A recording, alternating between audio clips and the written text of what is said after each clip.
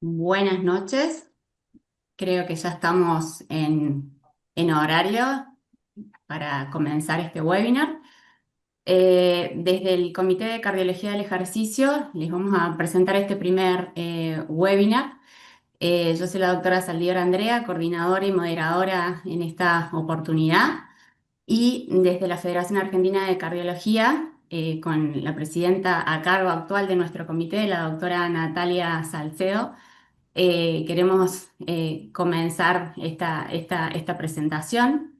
En esta oportunidad vamos a hablar de algo que creo que van a hablar los disertantes, de algo que por ahí no somos muy expertices todos los que estamos acá en este auditorio, pero es un abordaje bastante interesante que nos pareció desde el comité abordar al deportista, al paciente por ahí deportista, desde este abordaje integral, ¿no? Desde la medicina del estilo de vida y de la psicología del deporte. Nos parece muy interesante.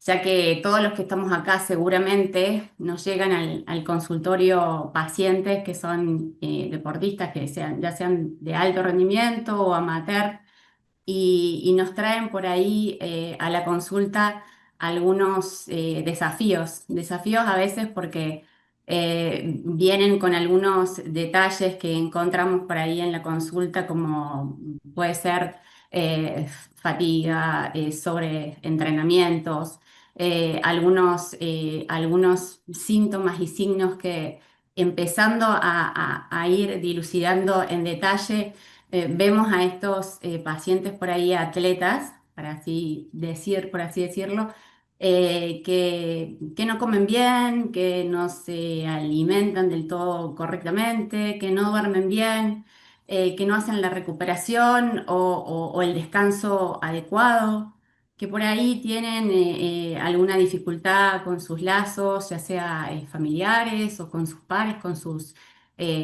compañeros de entrenamiento, sus entrenadores también, con su propia familia o que también a veces ingieren sustancias.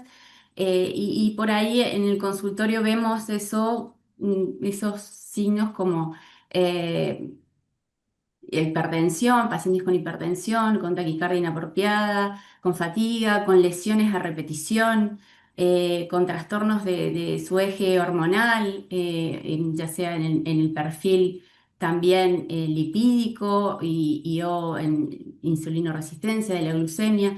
Entonces, por eso que queríamos abordar en este webinar esta por así decirlo, presentación desde otro punto, desde otro enfoque. Así que les doy la bienvenida y gracias por aceptar la invitación al licenciado Walter Abreu, al doctor Fabián García y a los panelistas Roque González y Diego Vargas. Y sin más, le doy la presentación al primer disertante, que es el doctor Fabián García, que él es el presidente de la Asociación de Argentina de Medicina del Estilo de Vida, AMEVI. Es médico especialista en medicina interna y obesidad y es certificado por la Junta Internacional Americana de Medicina del Estilo de Vida. Así que un gusto, Fabián, también un placer Ay, gracias. compartir también con vos y cuando quieras compartir pantalla para comenzar tu presentación. Bueno, muchísimas gracias Andrea, un agradecimiento a las autoridades de CETIFAC, a la doctora Salcedo y a los que estoy aprendiendo a conocer. Ahora, si me tienen un minuto de paciencia, vamos a compartir pantalla y empezamos a compartir este tiempo. Por supuesto. A ver, piedad para los ancianos, ahí vamos, comenzó la transmisión y ahora pasamos acá, ahí estamos. Ups. ¿Se ve bien? Hola, hola, ¿se ve bien? No todavía no podemos ver tu presentación, Fabián. Vuelvo para atrás y la vuelvo a cargar entonces. No, estamos bien, estamos en el Zoom. Compartir, compartir pantalla, comenzar transmisión. Ahí estamos. Ahí vamos. ¿Se ve Ahí va, ahí? ahí va. Bueno, Solo te bueno, la muy tenés que bien. ampliar. Estamos bien ahí, ¿no? Perfectamente. Ok. Sí, Bueno, nuevamente buenas noches a todos. Vamos a hablar de deporte y estrés, pero vamos a adoptar un punto de vista en el cual me siento cómodo, puesto que no soy ni coach ni psicólogo deportivo, sino especialista en medicina de estilo de vida. Por esto ofrezco una mirada desde la medicina del estilo de vida. ¿Acaso el término este, medicina de estilo de vida, les suene extraño o desconocido? Y entonces vamos a robar 15 segunditos para contarles que la medicina de estilo de vida es una especialidad nueva que tiene que ver con una visión diferente de las cosas, tiene que ver con una visión que se basa en el trabajo sobre los hábitos, en las costumbres, en las estrategias de vida para prevenir enfermedades, para tratar enfermedades, cuando nos va bien, para obtener mayor longevidad y ciertamente para obtener en todos los casos mayor calidad de vida. Les dejo este nombre a MEVI, que es el logo de nuestra asociación. Para quienes quieran bucear un poquitito más en este tema, pueden accederlo por internet perfectamente. Y vamos a nuestro tema. Me propongo contarles un poquitito o recorrer un poquitito juntos la historia del concepto, del constructo de lo que es estrés, porque la verdad es que cuando uno habla, perdonen el perro ahí atrás mío, en la vida cotidiana y demás, el concepto de estrés suele ser bastante equívoco, se presta a muchísimas confusiones. Y hay varios aspectos de este constructo que incluso en un nivel profesional se utilizan con bastante desacierto. Así que empecemos por el origen de esta historia. Allá por el año 26, Walter Cannon, que era un fisiólogo en Estados Unidos, experimentando con animales y demás, describe lo que iba a ser un síndrome de... él fue quien acuñó estas palabras de fight or flight, o sea, de lucha o huida, ¿sí? Y él se le atribuye a las catecolaminas, adrenalina, noradrenalina. Y él hablaba en esa época y fue quien acuñó el término de homeostasis, es decir, que él concebía esta respuesta como una respuesta tendiente a volver a la homeostasis, cosa que en la mayor parte de los animales tiende a ser así. Ahora bien, Cannon nunca fue más allá de la adrenalina y noradrenalina. Es decir, él pensaba que la respuesta de huida o de lucha, no, tampoco concebía las otras vertientes de la respuesta, se limitaba a una respuesta breve y que estaba mediada exclusivamente por adrenalina o noradrenalina. Esto no era así, como poco tiempo más tarde mostró Hans Lee, un húngaro que vivía en Canadá, y quien amplía el término, amplía el concepto, amplía lo que hoy llamamos un constructo, y lo denomina síndrome general de adaptación. Quién sabe, la contribución más importante de Celí fue que incorporó a los glucocorticoides y también a los mineralocorticoides en esta respuesta, y de hecho el resto de su vida estuvo trabajando en glucocorticoides, y para sorpresa de muchos fue él quien describió el efecto antiinflamatorio de los glucocorticoides que allá por los 50 rompieron el paradigma del tratamiento de las enfermedades inmunológicas e inflamatorias, que lo hicieron, cambiaron dramáticamente.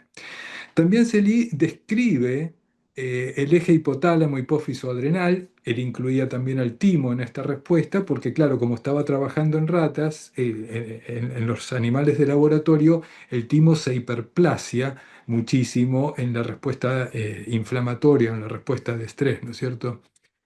Aparece un concepto nuevo, además de todo esto que aporta Celí, que es el concepto de que este sistema se podía fatigar, o sea que tenía un final, tenía un momento en el cual la respuesta se cronificaba y se volvía contraria al animal, y entonces el animal tenía infecciones y otras enfermedades, gastritis, hemorragias, etcétera. Y hasta el final de sus días, Selim muere allá por el año 76. Él siempre estuvo preocupado por la imprecisión que había ganado el término estrés versus el término estresor o stressor. Digamos, el estresor es aquello que dispara la respuesta de estrés y el estrés es la respuesta en sí misma. Después van a incorporarse otras palabras como la alostasis y carga alostática, como para digamos, precisar un poco más, pero la verdad es que la palabra estrés ha cobrado tanta popularidad que hoy queda un poco desdibujada. En los años posteriores, la ciencia tomó este concepto tan fértil y fue agregando nuevas dimensiones al mismo concepto, ¿no es cierto?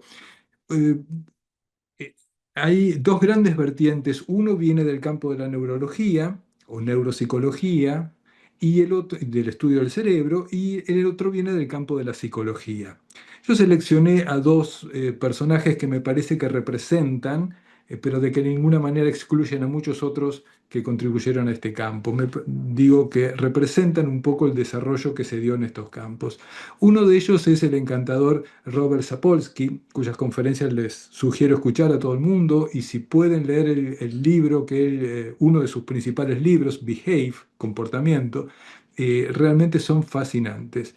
Este hombre pasó 3 meses de cada año de su vida durante 30 o 40 años en África, en el sur de Etiopía, trabajando con babuinos, e investigó el estrés. O sea que durante 40 años se dedicó a estudiar el estrés a nivel neurobiológico y neurohormonal. Y por supuesto ratificó los conceptos de Selye, los profundizó un poco y también incorporó la dimensión social trabajando con babuinos. Él mostraba cómo frente a la misma noxa, los babuinos de bajo nivel social dentro del grupo de la tribu de babuinos, que son muy, muy, muy estructurados, tenían más estrés, más cortisol, más activación del complejo amigdalar, etcétera, que los que estaban en un nivel social más alto, digamos, dentro de los babuinos, ¿no? Em, y por la otra vertiente, que realmente los imagino como dos ríos que se funden, ¿no? Como el Paraná y el Uruguay que se funden y forman el Río de la Plata. La otra vertiente, decía, es la vertiente psicológica. Todo el siglo XX hasta los años 60 estuvo dominado por el psicoanálisis. Eh, Sin embargo, a partir de la revolución cibernética, o sea, a partir de que se empieza a pensar en lo que hoy son las computadoras y la capacidad de manejar la información de una manera programática, muchos psicólogos empiezan a pensar que también nuestra mente tenía estructuras de funcionamiento análogas a las de las computadoras. Esto es un poco anecdótico, pero lo cierto es que emerge una corriente nueva de pensar la psique humana, que es la terapia cognitiva. Estas son terapias basadas en la cognición como filtro para la percepción de la realidad. ¿Qué quiere decir esto? Que de acuerdo a cómo veamos las cosas, vamos a tener una mayor injuria, un mayor estresor, una mayor respuesta de estrés, e insisto, no dependiendo tanto de la cosa en sí misma, sino de cómo nosotros la vemos. Por supuesto, ustedes me dirán, esto está recuperando en realidad conceptos que recorren a toda la historia de la cultura humana, ¿no es cierto? Esto está desde Shakespeare hasta Epícteto y demás. Bueno, es así, pero estos autores, como Albert Ellis, Aaron Beck y los que siguieron, lo incorporaron al campo de la psicología formal e hicieron estudios que hoy nos permiten decir que las estrategias basadas en psicología cognitiva tienen evidencia científica del mejor nivel. Allá por los 70 aparece Herbert Benson, que ahí lo vemos, jovencito charlando con el Dalai Lama, quien describe algo que no estaba descrito hasta entonces, que es la respuesta de relajación, que es un poco lo contrario a la respuesta de estrés, que es la capacidad de salir de esta respuesta de estrés y volver a un estado de quietud, digamos, paz, tranquilidad, en la cual disminuye la ACTH, disminuye el cortisol, la adrenalina, etcétera, y volvemos a la situación de reposo con respecto a la midriasis, la piroerección, la taquicardia, la taquipnea, etcétera, etcétera. Muy bien. Ahora que tenemos un panorama de cómo se fue desarrollando este constructo del estrés y su contrapartida, la relajación, y disculpen la brevedad, quiero cambiar un poquitito el enfoque y plantearnos cómo vivimos los seres humanos nuestra relación con el estrés, porque realmente nos hemos singularizado a lo largo de los últimos años de la evolución. Recuperemos esto, veamos esto. Una situación de peligro, ¿no? Por ejemplo, la del pececito que está a la derecha. En realidad los dos peces, tanto el tiburón como el pececito, están en una situación de estrés, pero por supuesto que el pececito tiene un estrés mucho mayor que el tiburón. Va a haber una respuesta, y esta respuesta incluye, todos lo sabemos, taquicardia, taquipnea, midriasis, o sea, dilatación de las pupilas, piloerección, obviamente en los mamíferos, no en los peces, supresión del parasimpático, activación máxima de la división simpática del sistema nervioso autónomo, y ojo a esto, y conductas instintivas de lucha o evitación. Con mucha frecuencia uno escucha decir por ahí que el estrés nos prepara para la lucha o para la huida. Esto es un error. El estrés incluye a la conducta de lucha o de huida, ¿sí? O de freezing también, o de fawning también, que son las cuatro conductas que pueden ocurrir o que pueden estar incorporadas a la respuesta de estrés. Fíjense, por ejemplo, a la pobre bebé cebra que está escapándose de la leona. Y la verdad es que nadie le enseñó a la cebra a correr. Lo hace por instinto. Es parte de la respuesta del estrés de una cebra. Así no lo piensa. De la misma manera que cuando uno pone la mano en algo caliente y se quema, uno no dice, uy, lo voy a retirar porque me estoy quemando. Algo dentro de nosotros ejecuta esa acción. Quiere decir que el estrés no es solamente la activación del simpático, sino también la puesta en movimiento de patrones de conducta. Y si no, le podemos preguntar a la pobre criatura que está a la derecha, que seguramente muchos han reconocido ya como el famoso pájaro dodo. Este es un pájaro que vivía, obviamente no volaba, que vivía en la isla Mauricio. Y allá por el siglo XVII o XVI llegan los holandeses a esta isla donde había muy pocos mamíferos que no eran predadores de este pájaro.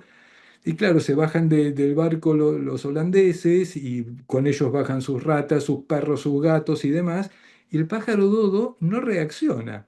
No reaccionaba porque sencillamente no tenía un patrón de conducta incorporada a su respuesta de estrés. A los 10 años no quedaban más pájaros dodos, se los habían comido todos entre los holandeses, sus perros, sus gatos y demás.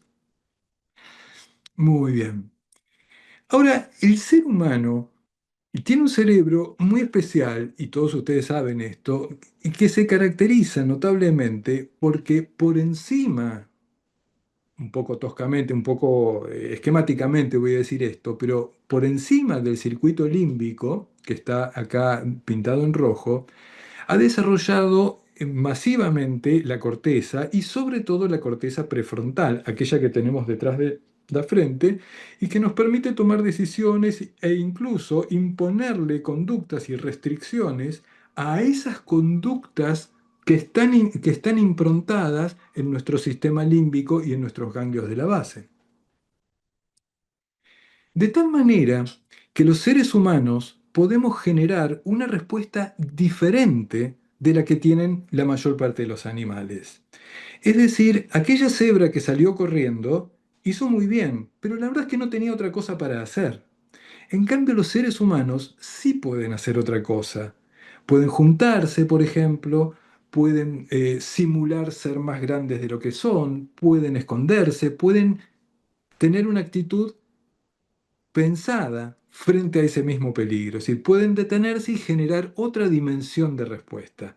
Pero claro, para generar una respuesta como la que están haciendo todos estos pececitos acá, es necesario controlar a las conductas que tenemos improntadas, que tenemos en nuestros ganglios de la base. Es decir, cada uno de estos pececitos que están acá quiere salir corriendo. Sin embargo, supongamos que son peces humanos, consiguieron controlar a esa conducta y entonces generaron una conducta de orden superior que les permite superar a un predador. A mí me gusta pensar en un modelo que es el de un jinete. El jinete vamos a suponer que es, lo propongo como metáfora, ¿eh? No pretendan exactitud en esto. El jinete es, yo digo, la corteza prefrontal. Va a intentar dominar al caballo. que el caballo, dominar es un término fuerte, quién sabe, no está muy bien elegido, pero va a intentar interactuar con el caballo al cual le atribuimos ser los ganglios de la base y el circuito límbico. Es decir, que tiene que generarse una buena relación entre el jinete y el caballo para lograr una buena cabalgata. Con esta metáfora en mente, les propongo que el estrés, el síndrome general de adaptación, que es todo lo que tienen la mayor parte de los animales y les sirve porque si no se extinguen, a nosotros, los seres humanos, nos plantea una relación diferente. El síndrome de estrés o síndrome general de adaptación, para honrar al pobre Celí, nos plantea cuatro circunstancias diferentes de la que le plantea a los animales. En la primera también se ven en muchos animales, que una es que el estrés sea excesivo. Me estoy acordando en este momento de un amigo que criaba cerdos y en un momento sonó una alarma y se le murieron un montón de los cerdos. Se le murieron de hemorragia digestiva, como había descrito Celí en sus ratones. Esto es estrés excesivo, más comúnmente síndrome de estrés postraumático. La segunda es una que hoy todos hablamos, de la cual todos hablamos hoy, que es el estrés que ha pasado la etapa aguda, se ha vuelto crónico y permanece enquistado en nosotros, en gran parte por nuestras cogniciones, en gran parte por la sociedad en la que vivimos, por los imperativos, por el exceso de trabajo, etcétera, etcétera, que es cuando el estrés se vuelve crónico y se vuelve ahora entonces causal en enfermedades tales como hipertensión, deterioro cognitivo, arritmias, etcétera, etcétera, etcétera, obesidad. Un tercer mundo que existe, y es interesante conocerlo, es cuando tenemos insuficiente estrés. Porque la verdad es que el ser humano se ha criado en un mundo lleno de peligros y siempre supo entrar al peligro y salir del peligro, si no moría en el peligro. Pero hoy, muchas sociedades carecemos de estrés porque vivimos en una vida aburrida, predecible, y no tenemos suficientes estrés intensos, ¿sí? No demasiado intensos, pero sí suficientemente intensos como para hacer funcionar todas las capacidades de nuestro cerebro. Esto tiene mucho que ver con el mundo de la depresión. Y la relación difícil con el estrés que hoy nos convoca, que más tiene que ver con el tema del deporte, es cuando el estrés bloquea un desempeño. Sería un poco como cuando el jinete se cae del caballo, cuando el caballo no obedece al jinete. Y acá vamos a traer a otro húngaro, que es Mihaly Csikszentmihalyi, los desafío a pronunciar esto, quiere decir San Miguel, ¿no? Quien describió diferentes estados de la mente. Y cuando hablamos de diferentes estados de la mente en este mundo, en esta conceptualización, estamos hablando de alguna manera de la relación entre el jinete y el caballo. Puede haber muchas relaciones, muchos estados, muchas relaciones ahí. Puede haber ansiedad, preocupación, por ejemplo, cuando el caballo le gana al jinete. Puede haber mucho control y relajación cuando el jinete logra que el caballo no haga nada, pero eso no nos sirve ni para el deporte ni para la vida. Y existe una dimensión, un estado de la mente, al cual él llamó flujo, después de investigar a más de 10.000 personas sobre cuáles eran sus diferentes estados mentales en un trabajo monumental, que es un estado que él mismo define como un estado de conciencia óptimo en el que nos sentimos en nuestro mejor estado, perdón por la repetición, esto lo traduje, y nos desempeñamos óptimamente. Y este estado tiene 6 características, que son el hiperfoco, es la capacidad de concentrarnos intensamente en un tema, sin que nos distraigan las cosas que pasan alrededor. Esta frasecita que me encanta, que es lo de la fusión de la acción y la conciencia, que tiene un poco que ver con la cuestión, con el zen, con cosas que nos llegan del budismo, de cuando uno es el arco y la flecha a la vez, etcétera. Con la disminución de la conciencia autorreflexiva, si yo estoy haciendo algo y no estoy pensando en mí, estoy pensando en la cosa. Tiene que ver con la percepción alterada del tiempo. Vieron que cuando uno se divierte y lo pasa bien, se olvida del paso del tiempo.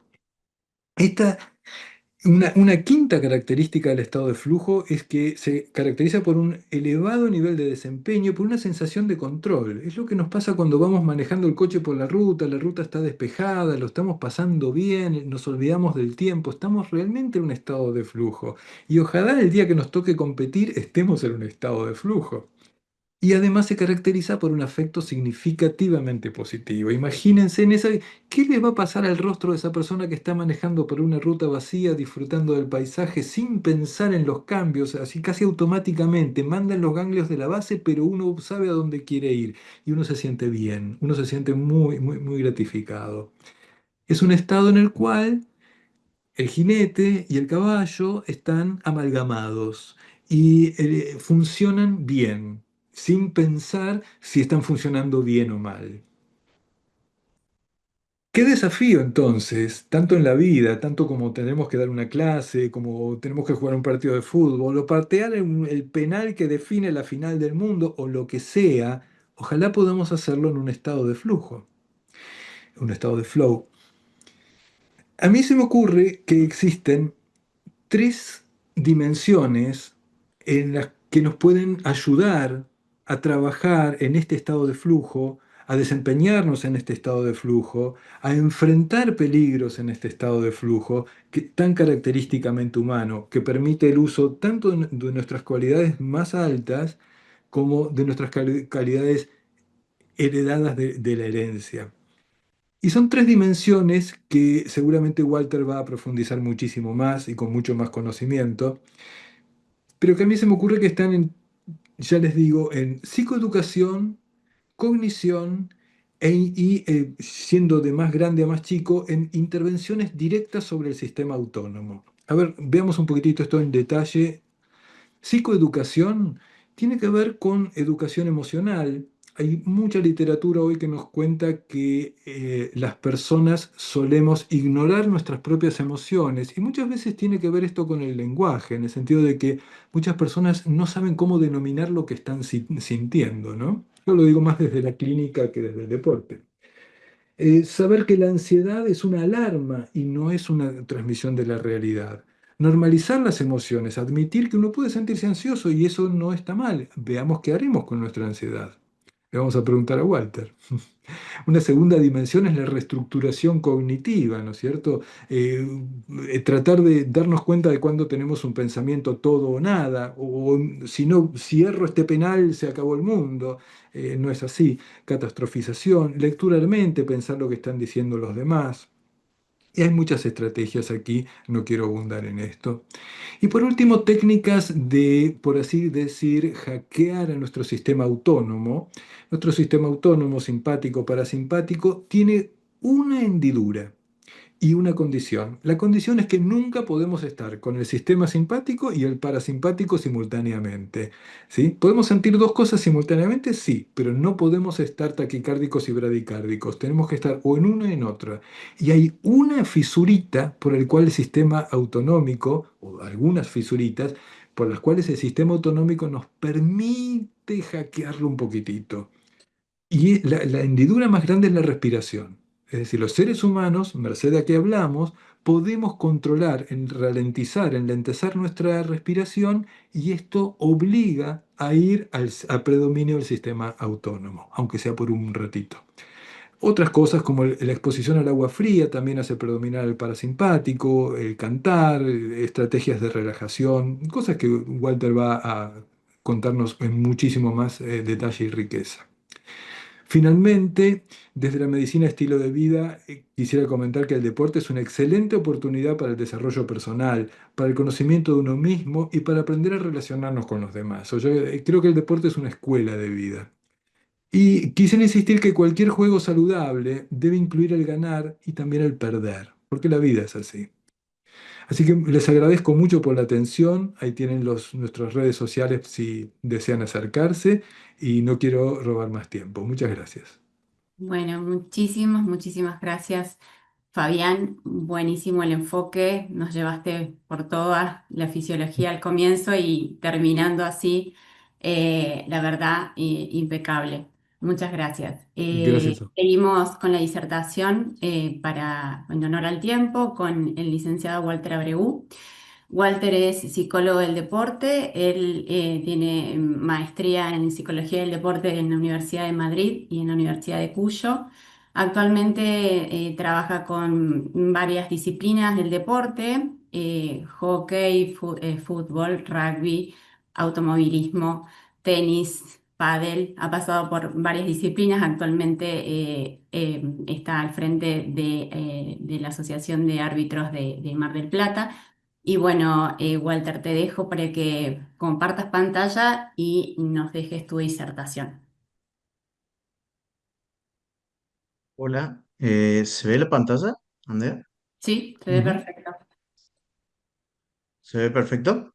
Sí, ¿Se ve la filmina, todo o no? sí, sí, sí, ¿Sí? pero tenés que empezar a aumentarla. ¿Está Ahí bien va. ahí? Perfecto, ¿Sí? ahí estamos. Bueno, un gusto, buenas noches a todos. Gracias, Andrea. Fantástico, Fabián. La disertación me diste pie para varias cosas y ir avanzando en algunas cosas porque ya lo explicaste muy bien. Y bueno, muchas gracias a la Federación Argentina de Cardiología por esta oportunidad. Eh, Fabián explicó muy bien lo que es el estrés y yo me voy a tomar el atrevimiento de darle continuidad a su exposición y me voy a abocar un poquito más al último en este modelo que hemos presentado que se llama CREE-C legado, ¿sí? Y eh, lo importante de esto es poder seguir con el concepto de, de sales, ¿sí? Pero teniendo en cuenta algunas estadísticas que me parece importante tener en cuenta, ¿sí?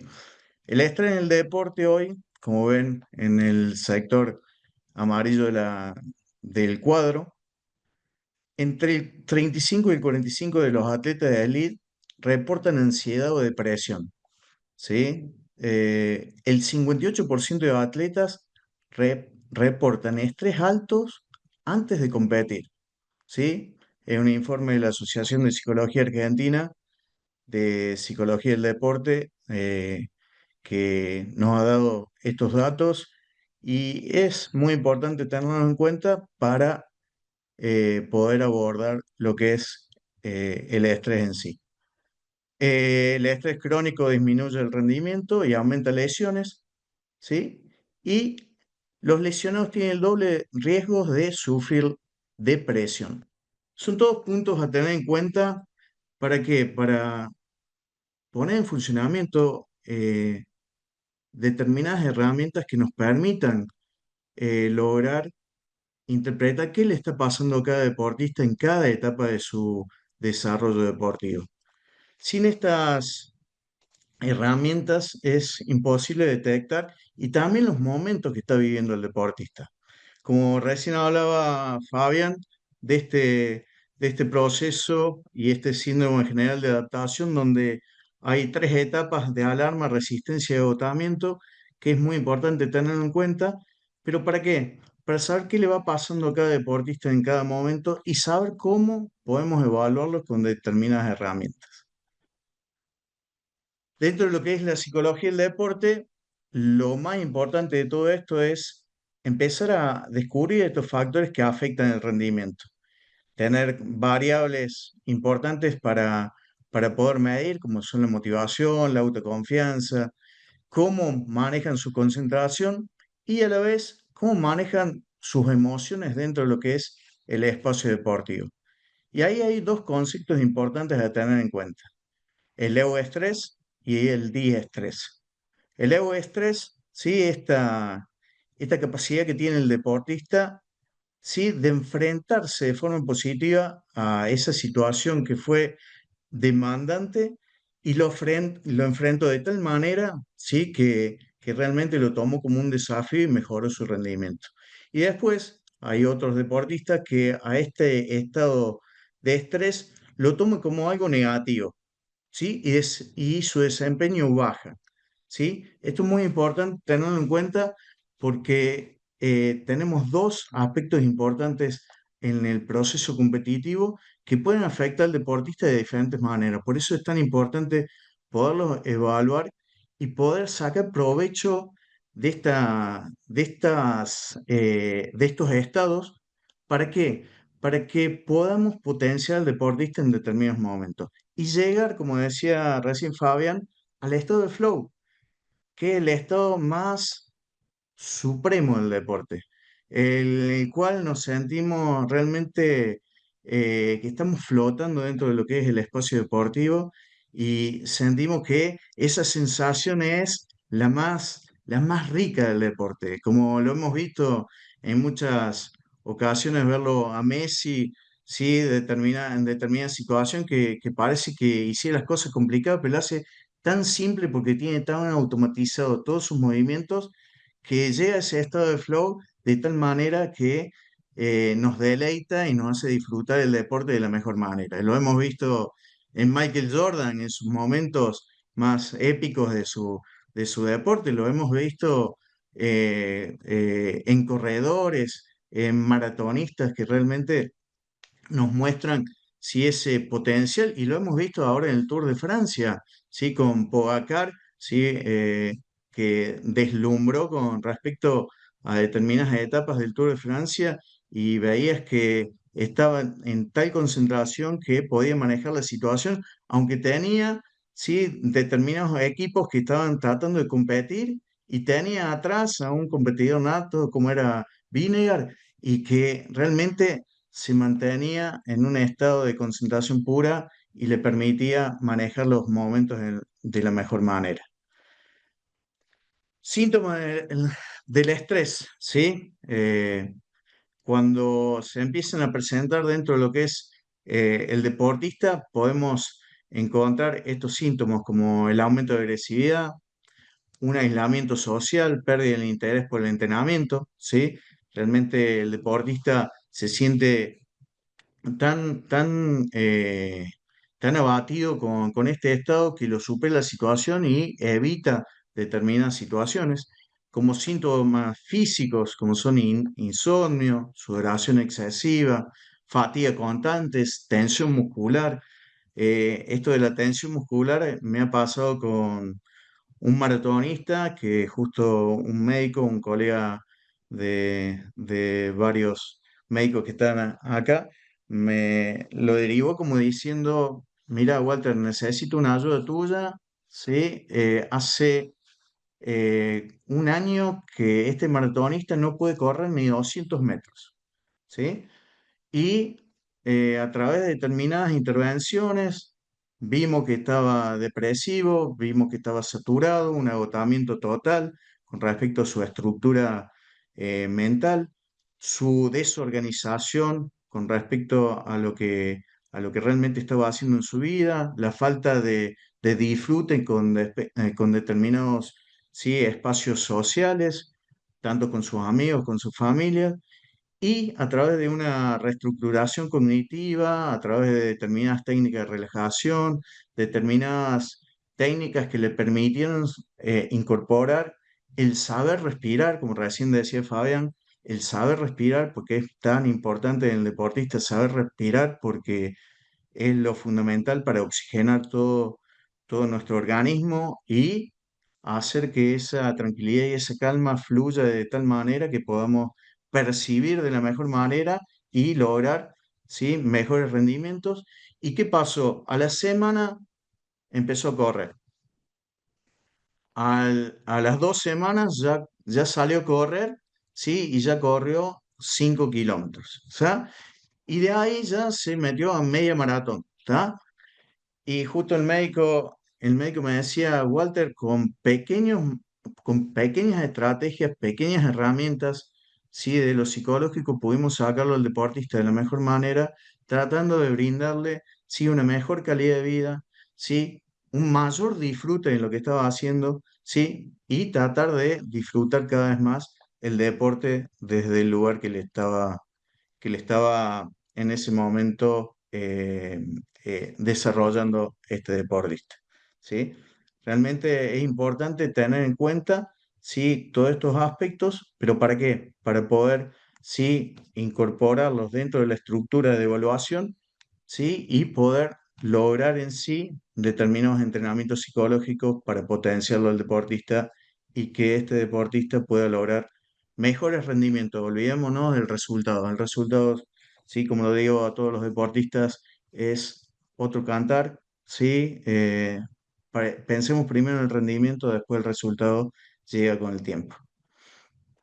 Cuando nosotros empezamos a incorporar, sí, determinados síntomas a los determinados momentos, sí, del síndrome general de adaptación, empezamos a encontrar determinadas facetas que podemos describir a dónde está el deportista con respecto a su estrés, ¿sí? Y en realidad, ¿qué empezamos a ver? ¿Sí? Que hay factores externos que empiezan a influir en su rendimiento, ¿sí? Tanto presión social, exigencia de los entrenadores, ¿tá? Exposiciones, ¿sí? Con respecto a los medios y factores internos, como le pasaba a este maratonista que hablábamos recién, ¿sí? De exigencias desmedidas, ¿sí? Aparece miedo al fracaso, ¿sí? Que realmente son importantes tenerlas en cuenta para poder hacer una reestructuración cognitiva y cambiar esa forma de pensar en la cual veía el deportista sí, determinada situación y poder enfrentarlo de la mejor manera, ¿sí? Eh, Como ven, dentro de lo que es la evaluación hay determinadas técnicas, ¿sí? Como la observación sistemática, entrevistas semiestructuradas, ¿sí? No solamente quedarnos con eso, sino empezar a estructurar determinados instrumentos psicométricos para evaluar la ansiedad cognitiva. Me ha pasado con otro deportista hace poco por un jugador de fútbol con lesiones reiteradas que tomando sí, el instrumento psicométrico como es el POMS, encontramos una fatiga en él, sí, en la cual empezamos a estructurar sí, un desarrollo de entrenamiento psicológico en el cual aplicamos mucho lo que es técnicas de relajación, la técnica de relajación de Jacobson, ¿sí? En la cual sí es una estructura donde tratamos de relajar al cuerpo para que se vaya relajando la mente y de ahí poder sí lograr determinados cambios en el deportista para que empiece a rendir mejor y el tema de las lesiones empiecen a mermar, a disminuir y tratar que con el proceso logremos una calidad en su rendimiento adecuado. Acá hay algunos ejemplos de algunas herramientas. Hoy, dentro de lo que es la psicología del deporte, hay determinada tecnología que se han incorporado dentro de lo que es el desarrollo para saber, para el desarrollo competitivo y de entrenamiento, para saber si medir determinadas eh, estructuras, sí, y variables fisiológicas que miden determinadas pautas del estrés, determinados instrumentos que nos permiten sí entrenar determinados aspectos para manejar el estado emocional y a la vez ponerlos en situación a determinados deportistas para que el deportista simule determinada situación para que ese estrés sea más leve y podamos lograr que el rendimiento sea mucho más acorde a lo que se está buscando. Me pasó en una situación con un equipo de fútbol en la cual sabíamos que jugábamos de visitantes, sabíamos que el equipo sí, visitante llevaba, local llevaba una hinchada muy, muy futbolera, donde llevaban bombos, gritaban todo el partido y nosotros dentro de lo que es la estructura del equipo no teníamos ese tipo de hinchada y bueno, podía ser un factor que incidiera en el rendimiento deportivo. Llevamos a todas las categorías menores formativas del club, los hicimos llevar bombos, le hicimos llevar determinados instrumentos para el entrenamiento y los preparamos para esa situación y bueno, después, sí, en la competencia resultó, sí, que los rendimientos empezaron a darse de la mejor manera y pudimos salir campeones en esa final de visitante. ¿Sí? Son determinadas estructuras que vamos sí, incorporando dentro de lo que es el ámbito de la psicología del deporte para poder brindarle determinadas herramientas, no solamente de lo individual, sino de lo grupal a determinadas estructuras deportivas. No solamente nos quedamos con las evaluaciones sí, psicológicas, sino también tenemos que buscar la alternativa de hacer un trabajo interdisciplinar. ¿Para qué? Para tratar de que ese proceso sí, de liberación del estrés sí, podamos relacionarnos tanto con médicos, preparadores físicos, fisioterapeutas y nutricionistas. Sí, buscar la alternativa de colaborar para que el deportista saque la mejor versión de ellos, sí, y también ayudarlos a través de esa interconsulta, a través de ese sí, intercambio de información con respecto a los colegas con los cuales estamos trabajando sí, con el deportista para poder ayudarlo y salir rápidamente de esa situación. Vamos al rol del psicólogo, ¿sí? Eh, una de las cuestiones muy importantes, como recién estamos viendo, es evaluar y prevenir el estrés, ¿sí? A través de determinados instrumentos podemos determinar determinadas variables para poder ayudarlo al deportista y poder buscar la alternativa de sacar la mejor versión del deportista, tratando de que esos síntomas disminuyan y podamos ayudarlo para rendir cada vez mejor. A través de la coordinación, ¿sí? Con determinados entrenadores y médicos podemos hacer un trabajo interdisciplinario.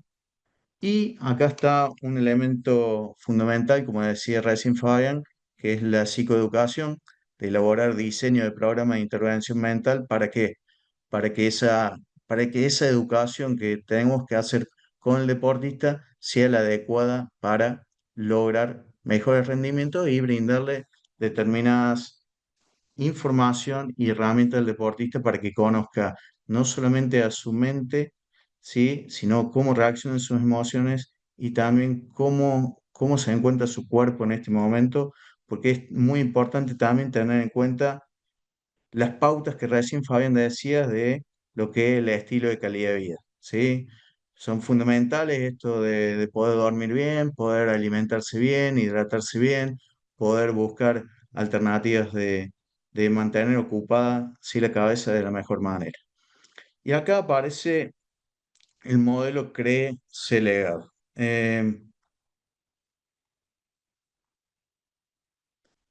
Se los presento. Eh, Esto todavía no salió, ¿sí?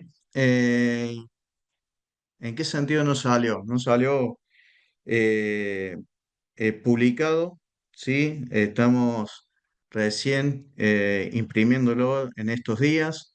Se los presento, es un libro que se llama Crece Legado, ¿está? ¿Ok? Y nace en el 2010. El 2010, les cuento un poquito cómo fue el proceso, ¿sí? En el 2010 se empiezan a desarrollar, ¿sí? A través de determinadas estructuras que uno iba tratando de incorporar para ayudar a los deportistas en 7 pasos. De ahí en 2011 aparece una oportunidad para subir al Cerro Concagua y crear mi libro, ¿sí? Que en el 2013 apareció el libro que se llama Centinela de tus sueños, 7 pasos para lograrlos. En el 2016 creamos las agendas, ¿para qué? Para ayudar a deportistas para que en el proceso vayan pudiendo construir ¿sí? Esos 7 pasos de a poquito y poder ayudarlos de la mejor manera. En el 2022 empezamos con un colega chileno una reedición del libro y ahora en el 2025 estamos a punto de sacar el libro que se llama Crece Legado. Y dentro de esta estructura hay 7 pasos, que empieza desde el amor, que es el primer paso, el autoconocimiento, la elaboración de objetivos, que es el tercer paso, control y aceptación de las acciones, cuarto, el quinto es el poder en uno mismo, ¿sí? Esto de tener una fortaleza mental fuerte, sólida. El sexto es la reestructuración, ¿sí? Y la puesta, ¿sí? En automatización de determinadas habilidades convertidas en hábito para llegar al éxito infinito, en el cual es una continuidad permanente según el momento que se encuentre cada deportista. Y si lo vamos a relacionar con el estrés, ¿sí? Tenemos ahí determinados parámetros que hemos tomado en cuenta dentro de lo que es el desarrollo del libro, ¿sí? Y dentro de las investigaciones científicas hemos procesado información en la cual el desarrollar el deporte o la actividad que realmente elegimos en la vida, sí, con amor, reduce la percepción del esfuerzo, protege a cada persona contra este síndrome de agotamiento como es el burnout, ¿sí? Aumenta la resiliencia emocional y genera dopamina y serotonina, ¿sí? Cuando amamos lo que realmente, ¿sí? Estamos haciendo como actividad en la vida y nos amamos a nosotros mismos. El segundo paso, que es el autoconocimiento, nos permite identificar detonantes del estrés porque vamos evaluándolos, mejora la capacidad de afrontamiento ante determinadas situaciones nuevas, ¿sí? Reduce la rumiación y la autocrítica, ¿sí? Y en realidad es un proceso, uno de los procesos más auténticos que tiene el ser humano con ser honesto con nosotros mismos y poder, ¿sí? Encaminarnos sobre un propósito, sí, que realmente nos lleve a lo más importante que realmente buscamos en nuestra vida. Una vez que elaboramos ese autoconocimiento, partimos a otro proceso muy importante, que es la elaboración de objetivos, en la cual cuando nosotros tenemos objetivos claros, nos permite reducir la ansiedad y saber hacia dónde vamos. Sí, lo mismo cuando nosotros nos ponemos objetivos antes de una competencia, ¿sí? Armamos un protocolo pre-competencia en el cual nos ponemos objetivos de rendimiento y tratamos de ser ordenados con respecto a eso, y no solamente eso, sino también armar protocolos pre-competencia donde sabemos qué vamos a hacer en cada momento, ¿sí? De la pre-competencia en esa hora y media de precompetencia que tiene el deportista. Disminuye la procrastinación y la frustración. El cuarto paso, que es el control y aceptación, ¿sí? De estas acciones que vamos llevando a cabo, donde empieza acá a ponerse en juego determinadas habilidades para que con el tiempo después se conviertan en hábitos, ¿sí? Descubrir esas habilidades que tenemos que potenciar, ¿sí? Disminuye la lucha interna porque sabemos lo que tenemos que hacer y reduce el autojuicio y la autocrítica, ¿sí? Sabiendo que es el camino adecuado, ¿sí? Con las acciones adecuadas que vamos a realizar. Una vez que nosotros encontramos ese desarrollo y empezamos a descubrir que nosotros mismos, sí, vamos cumpliendo con esas habilidades, con esas tareas que tenemos que cumplir, aparece el poder en nosotros mismos, esa sensación de seguridad, de sentirnos cada vez más fuerte con nosotros mismos, ¿sí? Y eso nos protege de un estrés crónico, mejora la recuperación tras la falla y promueve algo muy importante que es la actitud de aprendizaje, ¿sí? Esto de ser eternos aprendices, ¿sí?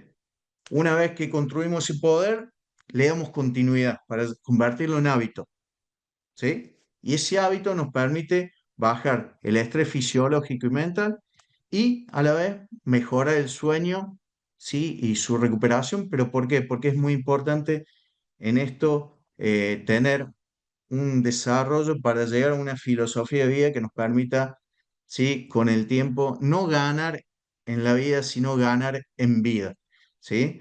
Que es muy importante tenerlo en cuenta. Y esto del éxito infinito, que es una constante, no se termina nunca, ¿sí? Es como recién les mostraba, ese infinito que en realidad es una continuación total y que nunca se termina, somos eternos aprendices en este proceso, ¿sí? En el cual estamos, ¿sí?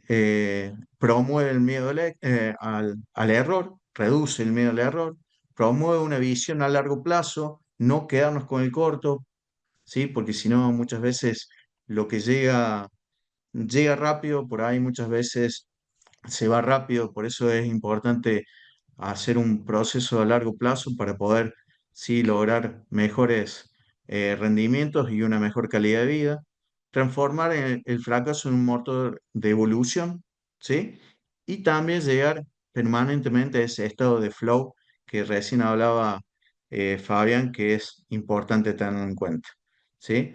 Eh, Dentro de lo que es este proceso, y para ir terminando, para ir ya dejándolo y no, y no realmente dejarlos ahí con muchas dudas, sino que tengan la oportunidad de podernos preguntar a Fabián y bueno, hacer un ida y vuelta ahí con Diego, con Roque, ¿sí? Las conclusiones de esto es que el estrés es parte del deporte y puede gestionarse, ¿sí? La detección precoz evita consecuencias graves. Sí, la intervención psicológica es clave para el bienestar y el rendimiento, y el modelo que recién le presentaba nos permite lograr un camino ordenado y de aprendizaje, entrenando la mente para ganar en la vida y en vida, ¿sí? No solamente ganar cosas, sino también aumentar la calidad de vida en nosotros mismos, que es realmente importante. Así que tenga en cuenta esto, ¿sí? Lo que la mente desea, el corazón lo logra más fácilmente. Muchas gracias por escuchar.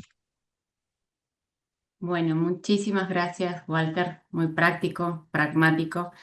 La verdad que para todos creo que es algo nuevo y fuimos surfeando por este camino de la psicología del deporte y me encantaría escuchar a los panelistas. Tenemos poco tiempo, pero por lo menos a Diego y a Roque, si tienen alguna pregunta para los disertantes. Bueno, voy a empezar yo, Por si me ser el permite, mayor, Diego. por ser el mayor. Así es, el más experimentado. Bueno, mira, en primer lugar, les agradezco al comité la idea porque estas dos especialidades de estas dos profesiones son relativamente nuevas, muchas veces son, son nuevas inclusive a la hora de que uno tiene que pensar en un interconsultor, muchas veces no se nos vienen tan fácilmente a la cabeza, entonces yo creo que es muy importante que nosotros como equipo de la FAC en una especialidad, en una subespecialidad que necesita muchas veces de estas dos subespecialidades, yo creo que ha sido muy oportuno, así que gracias a los propulsores, gracias Andrea por la invitación, obviamente, ¿no? Así que bueno, para ir puntualmente a las preguntas, yo le voy a hacer una pregunta a cada uno. En primer lugar, a Walter agradecerle esta idea de camino que plantea, ¿no? Porque la verdad que estamos muy acostumbrados a ver cómo el deportista es sometido o está sometido permanentemente a cargas tan importantes que no es raro que se enferme o que lleve a un punto de distrés en el que realmente sea, no solamente afecta el rendimiento, sino la salud, ¿no? Entonces, pero no voy a llevarlo para el deportista de alto rendimiento, sino lo voy a poner en una situación y quiero que me cuente cómo haría en una situación que creo que todos la vemos o la vivimos, y es el deportista infanto-juvenil, y por ahí la presencia de un padre tóxico, que no debe haber peor hincha, más enfermo que un padre tóxico en la cancha, y cómo él como psicólogo, cómo sugiere manejar esta situación en la que el deportista en este caso es una víctima, como te digo, de esa presión. ¿M? Y para dejarla ya la pregunta y dejarlo a los chicos que nos sigan enseñando, a Fabián, bueno, agradecerle también esta apertura hacia una especialidad nueva y muy necesaria.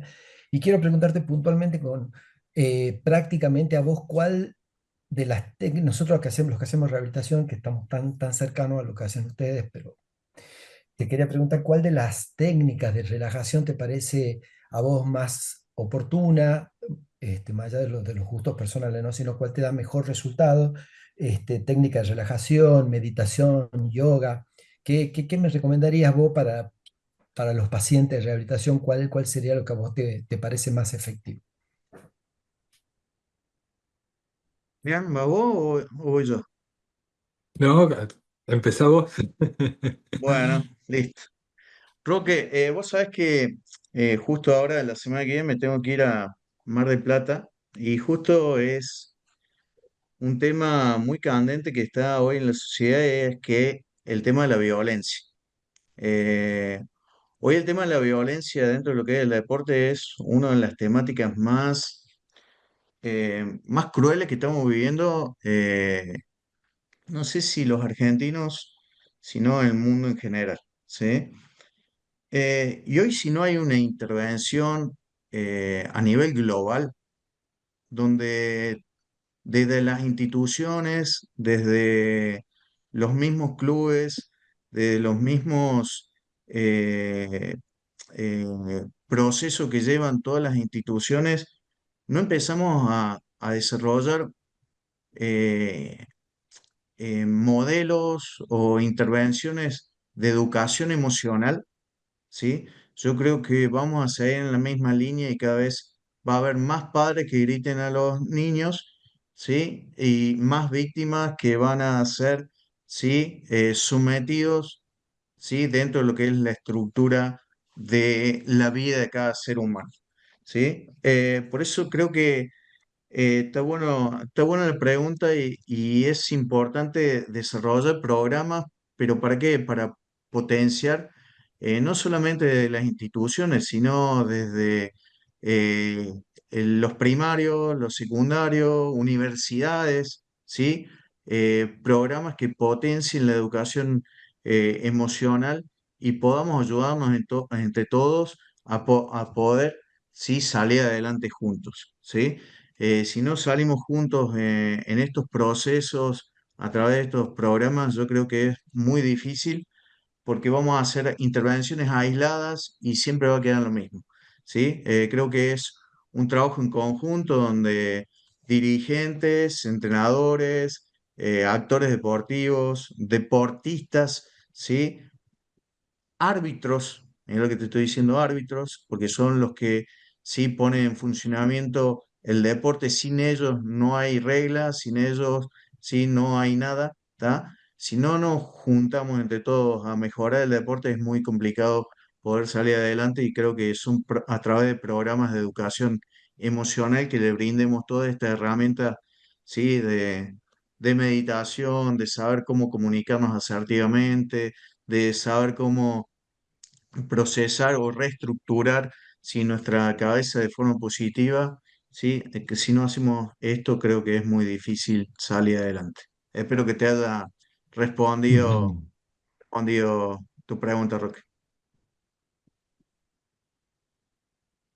Muy bien. Y para abordar la segunda pregunta, dos cositas. Me parece que tu pregunta tiene dos encuadres. La primera es que, y esto lo veo todo el tiempo, ¿no? Que la gente va por técnicas de relajación, tanto en el deporte como en la clínica, en la vida general, y no las pone en un andamiaje. La verdad es que eh, yo creo que es muy importante recorrer tres estadios. Uno primero de psicoeducación, porque la verdad es que mandás a una persona a hacer yoga, a hacer relajación y qué sé yo, o a hacer una técnica de mindfulness o de scan corporal o lo que sea, y la persona no tiene idea del mecanismo del estrés y demás. Y se va a aprovechar mucho menos de lo que podría aprovecharse cualquier técnica que hayas utilizado, ¿sí? En el mundo de la terapia cognitiva, Walter lo debe saber muy bien, eh, la, yo- eh, la mitad del tratamiento consiste en explicarle al paciente en qué consiste el tratamiento, en explicarle un modelo psicodinámico, dice, mirá, nos pasa esto, como decía Mark Twain.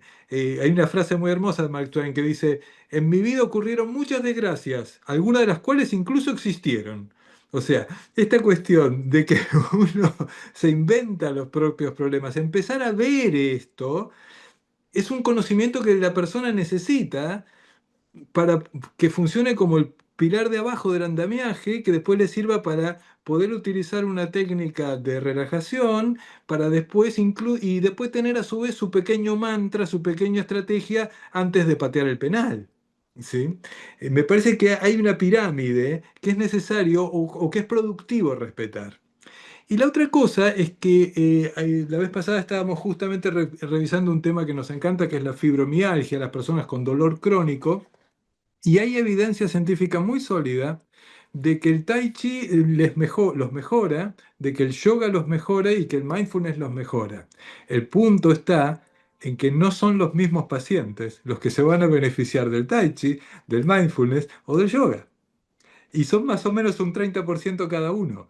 De tal manera que podés tener un poco de nariz y decir, este va a ir más por acá o por allá, pero la verdad es que hay que contarle esto al paciente, compartirlo con el paciente y proponerle e ir a investigar cuál es la técnica que mejor le sirve a ese individuo.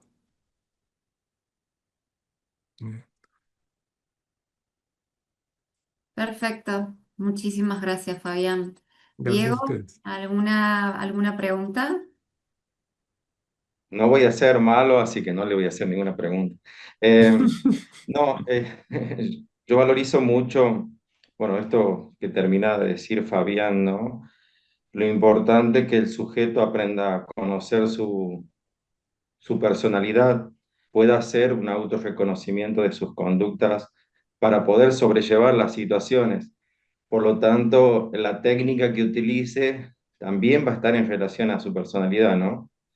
A mí lo que me ha gustado mucho de este encuentro es que ha habido escucha,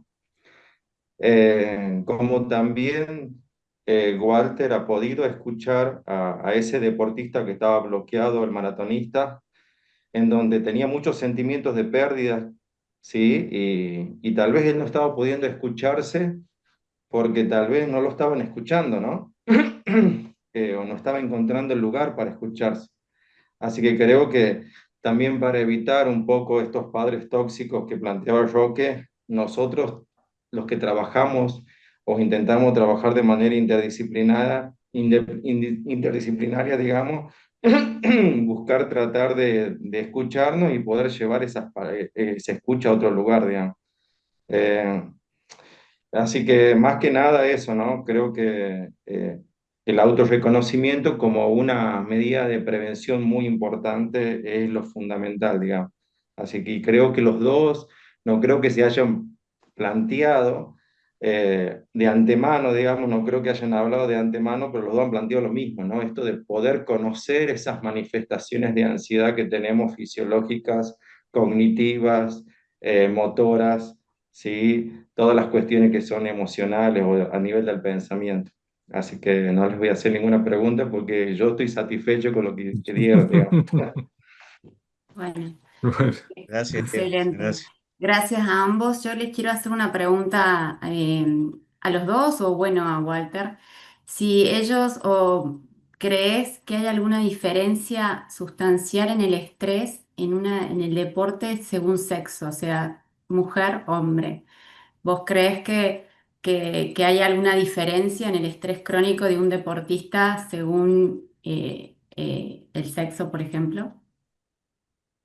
Según el género, Claro, creo que dentro de lo que es la aceptación. el deportista de alto rendimiento, creo que hoy está mucho más preparado un deportista del sexo masculino, porque tiene hoy una mayor exposición, ¿sí? Tiene una mayor, eh, un mayor desarrollo dentro de lo que es el deporte. Sí, y creo que la mujer hoy está evolucionando tanto en el deporte que mm, me me pone contento eso, de ver a la mujer evolucionar, sí, porque el otro día justo hablamos del Tour de Francia masculino y el Tour de Francia femenino, sí, que son dos tipos de deporte, desde el punto de vista que yo lo veo, son dos puntos, dos deportes diferentes. porque las exigencias son diferentes, porque el patrocinio es diferente, porque lo que se maneja detrás de cada uno de los deportes, ¿sí? Son diferentes, la exposición es diferente, ¿sí? Y no tengo referencias sobre hoy, ¿sí? Determinados componentes estresores a través del género, ¿sí? Sería bueno, está bueno lo que me estás planteando, sería bueno poderlo rever como una cuestión importante ahí para ponerlo ahí como estudio, ¿sí? Pero creo que hoy el estrés femenino creo que es mucho más alto que el masculino, ¿sí? Primero, porque el deportista de alto rendimiento masculino tiene determinada exigencia y está más preparado, tiene más herramientas. Y el femenino creo que hoy tiene menos exigencia, pero se va consolidando de a poquito y creo que se van a equiparar en determinado momento, desde mi punto de vista, ¿no? Bueno, Ujú. perfecto. Bueno, Y sí, ¿alguna pregunta más? Fabián, y sí. perdón. No, no, no, es muy difícil trasladar lo que voy a decir al mundo específico del deporte, pero está claro que hombres y mujeres tenemos percepción diferente del estrés. Hay un experimento clásico hecho con simios en una jaula, una jaula donde hay muchos machos que ya se conocen, se introduce un nuevo macho y el nivel de todos los que estaban en la jaula aumentan porque aumenta la competitividad, etcétera, etcétera. En cambio, en una jaula de todas hembras se introduce una nueva hembra y el nivel del estrés baja. O sea Mira. que las hembras se benefician de los deportes sociales, yo creo, habría que trasladar esto, ¿no? Mientras que Ujú, los hombres por ahí están más preparados para los deportes individuales. ujú. Ya Interesante. vamos a hacer una investigación más específica sobre el género. Está bueno, está bueno, está bueno. Pero es un ¿Sí? salto grande el que estoy dando, un Sí, salto epistemológico muy Sí, grande, ¿eh? Está sí. muy bueno y también es importante que la transformación cultural se va a ir dando de a poquito, ¿no? Mm, totalmente, seguramente. totalmente. 100%. Eso. Bueno, eh, me encantó haberlos escuchado. Creo que a Muchas todos gracias. también los que están acá, porque tenemos participantes, altos participantes hasta ahora.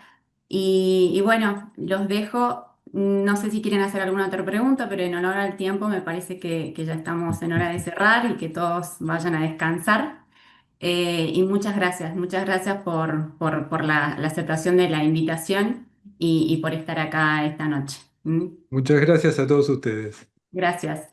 Muchas gracias, saludos, Bueno, éxitos que y Hasta estén muy luego, nos bien. muchas vemos. Encantado, Walter. Gracias. hasta Chau. luego. Después me Hasta pasas tu luego. libro, Walter, ¿eh? Dale, dale, dale, tan imprenta, tan imprenta, tan imprenta. Lo estoy esperando. Dale, dale, Fabián. Chao, chao. Adiós. Adiós.